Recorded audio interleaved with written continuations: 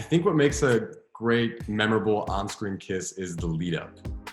Because without the lead up, it's just two people kissing. You have no backstory.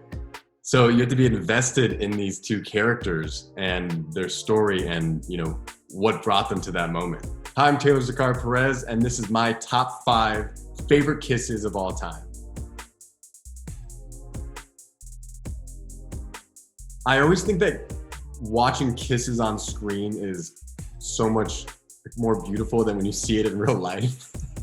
Because you just see these two people making out and you're like, okay, like get a room. But when you see it on the screen, you're like invested in it. I think what makes me a good judge of the 5 best kisses of all time is because I'm part of the Kissing Booth 2 cast, and a lot of kissing goes down in it. So I got to see a lot of it. I got to maybe do a lot of it. I don't know. You'll have to see.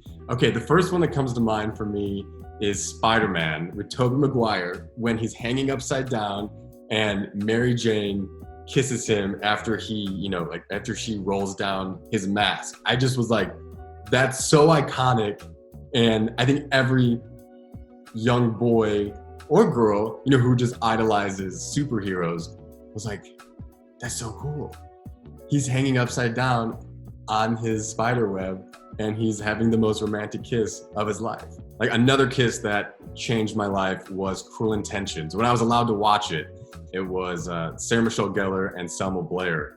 Their on-screen kiss like rocked my world that happened, As a young kid growing up in the Midwest, I was like, this is like nothing I've ever seen before. Like another one that I was like rooting for years was Harry Potter, not Cho and Harry, but Hermione and Ron when they're in like the serpent chamber. And I think it's Deathly Hallows Part 2, like the final movie, and they kiss and it's just like everything falls into place for you, even though it's gonna happen because you've read all the books over and over again.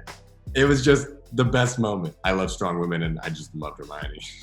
Especially when, you have a franchise, like say like Harry Potter, and you really want 2 characters, to be together because they're perfect for each other and they think that the other one doesn't like them or vice versa. And then they finally do it. And you're like, yes, I knew it. And even if you didn't read the books, you knew it was going to happen. And that's why you wait, 7 movies to see it happen.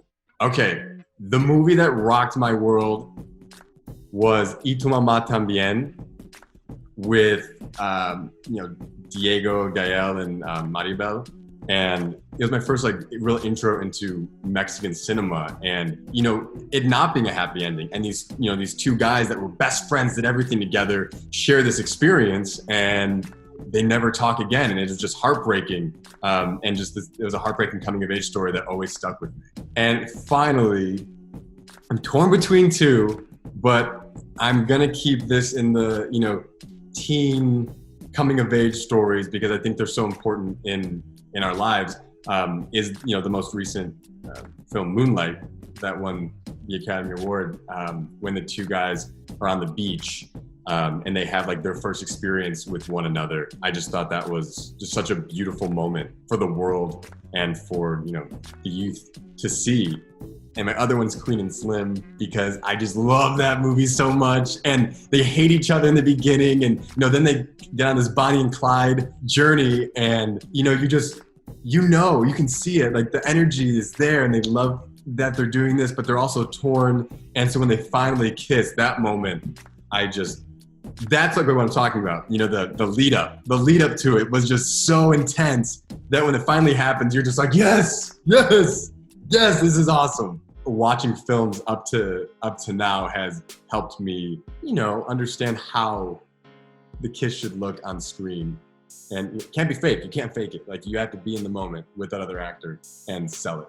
I hope people take away from Kissing Booth 2 that it's okay to have a little drama and be a little awkward and not know what you want to do. But with the help of your friends and, your first relationships, it kind of really sets the tone for your life and how you want to be and who you want to be and what you allow in your life and what you just know isn't good for you.